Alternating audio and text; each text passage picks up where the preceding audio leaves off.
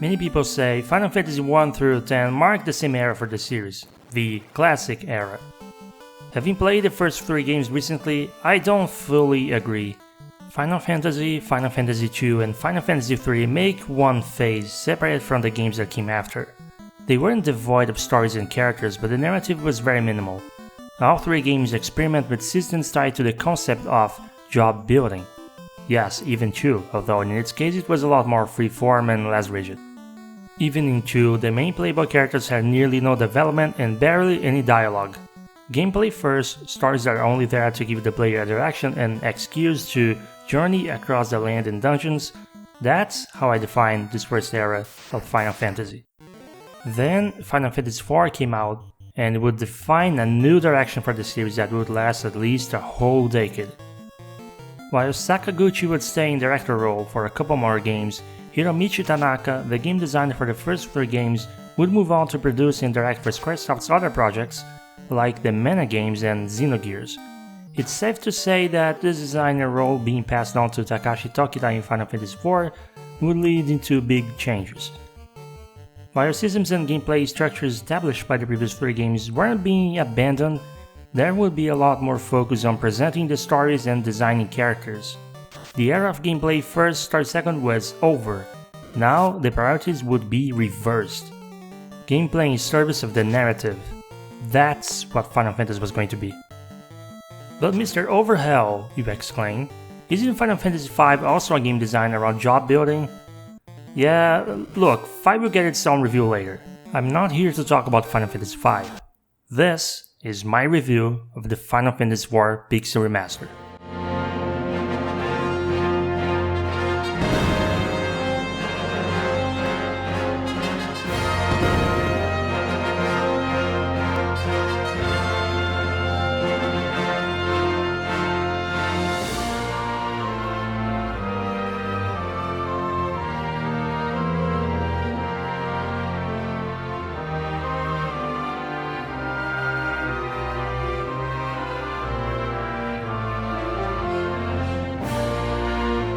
I'm going to spoil the first 4 or 5 hours of the game for this.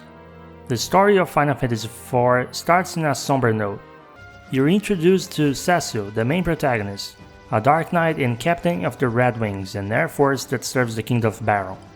The king has started a campaign to attack other realms and steal their elemental crystals, sending the Red Wings to invade the city of Mysidia and take their water crystal. The mission is carried, but morale isn't high. Neither Cecil nor his Red Wings feel good about killing Mysidians for the crystal. Finding this out of character from the king, Cecil begins to question it, which immediately upsets the royal authority, stripping him of his role as leader of the Red Wings and sending him on a new delivery mission by himself. Cain, captain of the Dragoons, fails to make the king reconsider. The two end up being assigned to the same mundane duty. When they arrive at the destination, the ring they were supposed to deliver suddenly spawns countless monsters causing fire and destruction before their eyes. A young girl appears as a survivor and summons Titan in anger and desperation, causing Cain and Cecil to be separated by a massive earthquake. Cecil carries the child to the nearest village, and when he fights Baron soldiers who come to take her life, she decides to trust him and introduces herself as Rydia. In the same village, Cecil finds Rosa, his lover, who is being treated by a local couple after catching fever while following him all the way from Baron. In order to help cure Rosa, Cecil and Rydia begin a search for an Ant Lion's cave. They meet an old sage, Tela, who is on his way to the castle of Damcyan to stop his daughter from eloping with Edward, Prince of Damcyan and Bard. But before they arrive on time, from the distance they witness the Red Wings unleash firepower down into the castle. Tela's daughter, Anna, is found dead. The Prince Edward tells the gang that the Red Wings took the Fire Crystal under the command of their new leader, a man named Golbez. After the prince realizes Rosa must have been Cecil's loved one, much like Anna was to him, he puts himself together to take them to a cave where the Ant Lion is nested, where they can find the cure. Tela, however, leaves the group to seek his revenge on Golbez. They're able to kill Rosa and decide to go to the Kingdom of Fabu to protect the Wind Crystal before the Red Wings arrive. Among the attackers seizing the crystal, Cain shows up, taking Golbez's side. Cecil is almost killed by Cain, but Rosa intervenes. The group is unable to stop the crystal from being taken and Golbez kidnaps Rosa. The King of Fabu gives the gang permission to ride a ship to Baron, but the trip is put to an end by Leviathan's attack. When Cecil regains consciousness, he's near the town of Mysidia, the same Mysidia he helped steal the water crystal from. Everyone there hates him, of course, but the elder decides to give him a chance to show his virtue, telling him he can't defeat Golbez with dark powers. If he wants to fight Golbez, he needs the power of flight, the power of a paladin, which he can obtain if he overcomes the trial of climbing Mount Ordeals. With newfound power and knowing who the source of the Sunday corruption of Baron is, Cecil's journey begins anew. In Final Fantasy IV, the party composition changes a lot with the progress of the story. The Pixel Remaster is faithful to the original vision, take that as you will, so the player never gets to choose who to bring along. That means there are several moments where you don't have a full party of 5, and most characters you meet are not going to stay with you for very long. For a game from 1991, they are memorable enough and have very different personalities. Before you scoff at that, remember, before Final Fantasy IV, all characters, again even in Final Fantasy II, were either blank slates or had very interchangeable personalities. An effort is made in 4 to keep each of them as distinct characters in more than just appearance. The story in Final Fantasy IV takes some notes from 2 in that you see a lot of defeat and many characters sacrifice themselves. Though it also introduced the series to this not so great new narrative concept that future entries just love to use: fake outs. I'm not spoiling beyond this point, so who stays alive and who stays dead, that's for you to find out. You really need to put the game into its 1991 context to appreciate the story. Dialogues use very short sentences, which looks a bit strange nowadays. You get the idea of what they're trying to say, but it makes much of narrative development very cartoony and rushed. Going from Final Fantasy III to this, it's quite a change of pace though. We really learn to appreciate the foundation Final Fantasy IV built for the future of narrative in the series.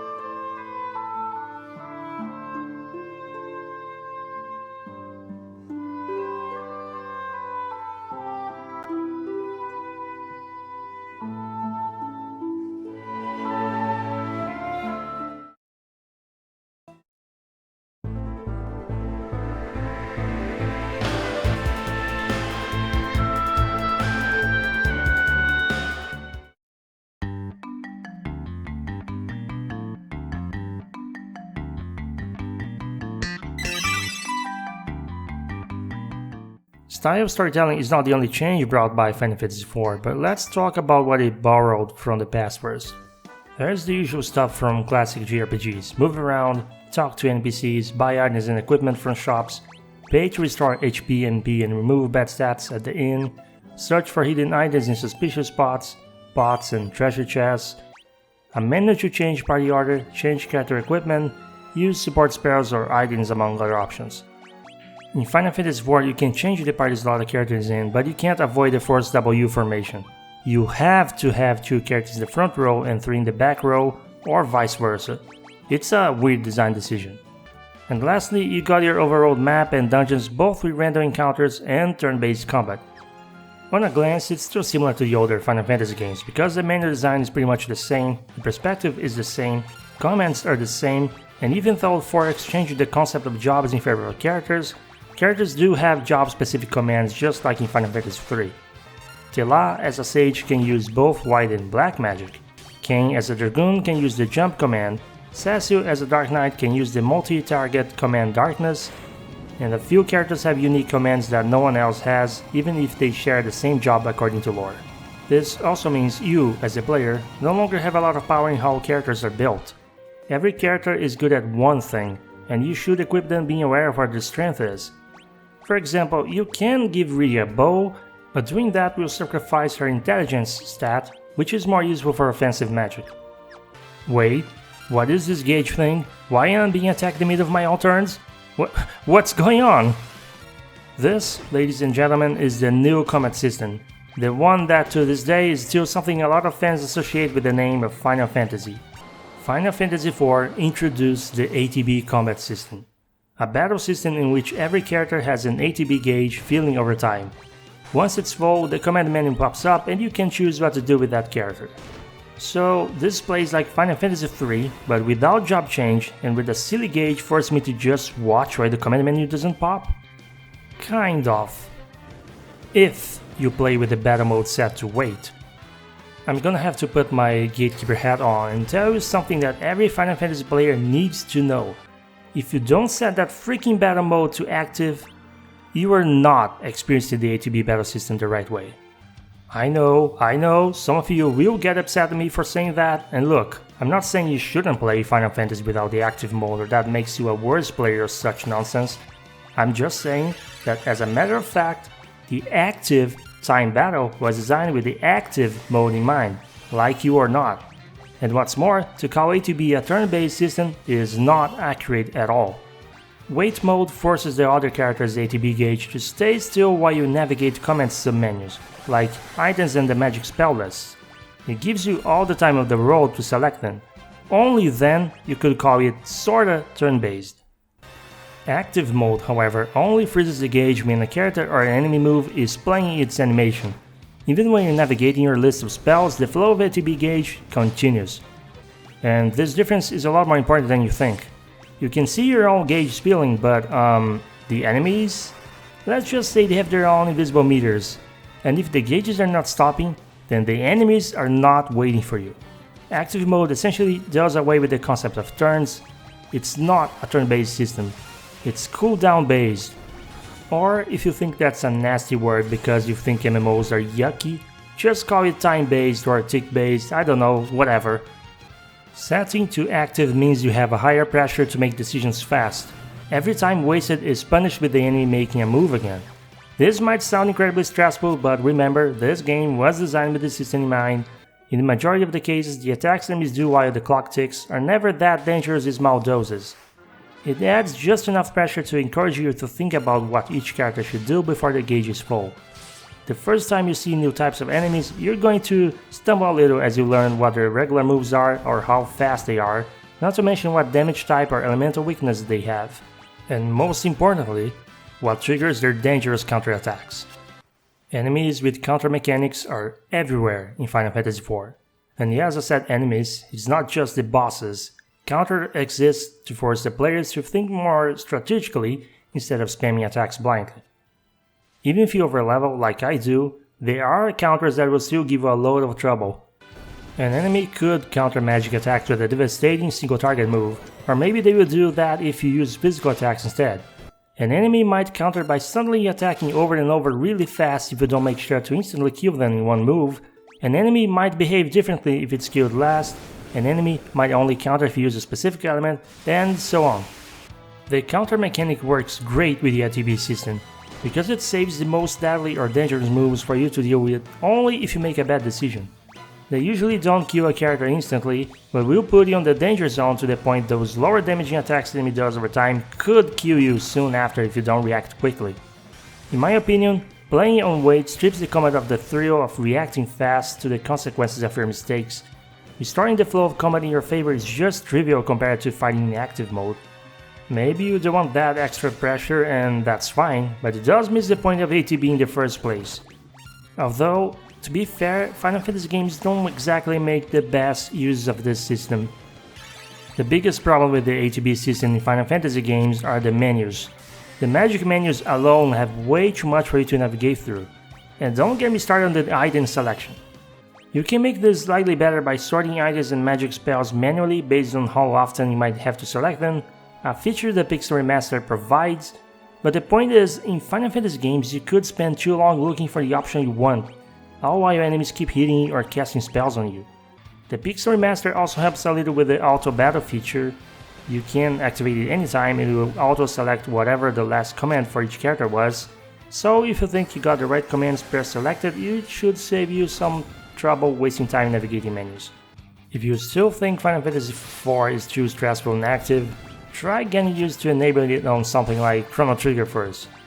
The pace and menus of that game's battle system are way less overwhelming. As for the counter mechanic, while I still believe it does complement the battle system well, it's hard to guess what will trigger it from each enemy. While some counters are not so dangerous, they will put a pressure right away, they do add a lot of blind try and error to the experience. It can get super frustrating. Best advice I can give you is if it looks like the enemy is taking too many moves, you're probably triggering their counter.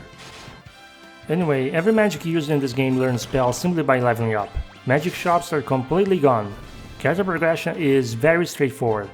It's so straightforward in fact that Final Fantasy IV's character and gear progression is a little too standard, like any other traditional JRPG was doing even before its time. That's something I found disappointing about the game.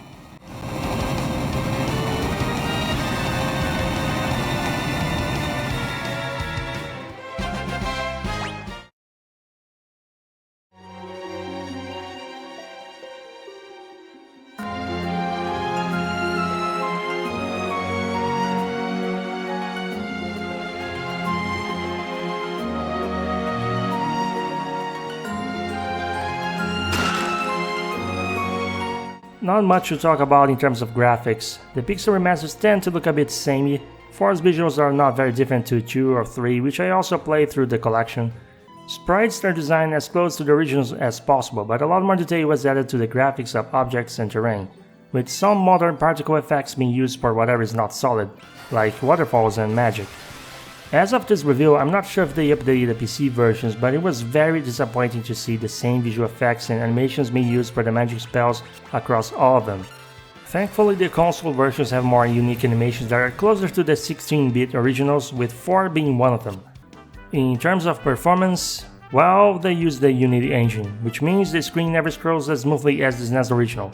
I don't know why Unity is so terrible with this, but it bothered me on Super Mario RPG and it bothered me in the Pixel Remasters. Will I mention this again in my Final Fantasy V review? Yes, I will. I also need to point out that the default system font looks very out of place.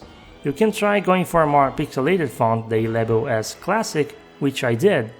I don't know why they call it Classic though. It certainly doesn't look like the font used in any of the previous versions of those games, and I'm pretty sure this is the same free font RPG Maker 2000 came with.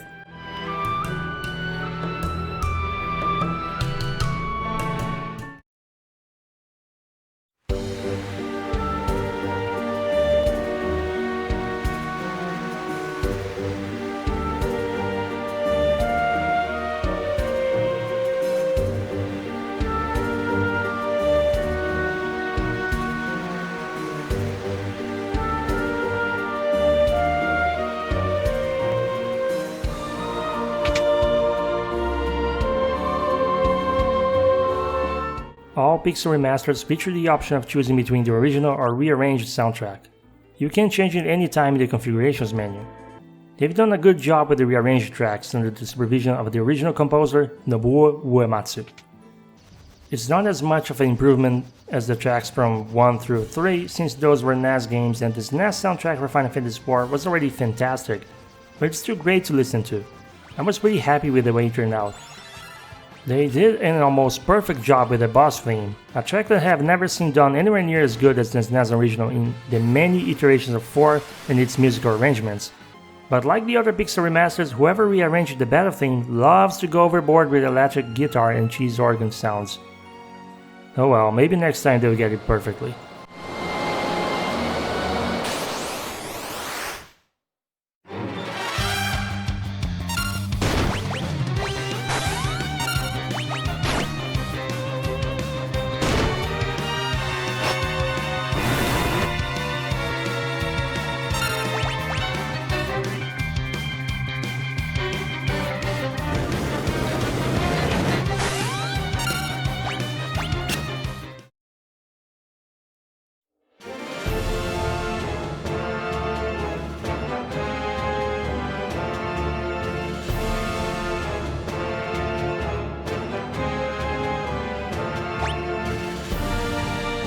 Before I played, I heard a lot of criticism from Final Fantasy IV fans regarding the difficulty of this game.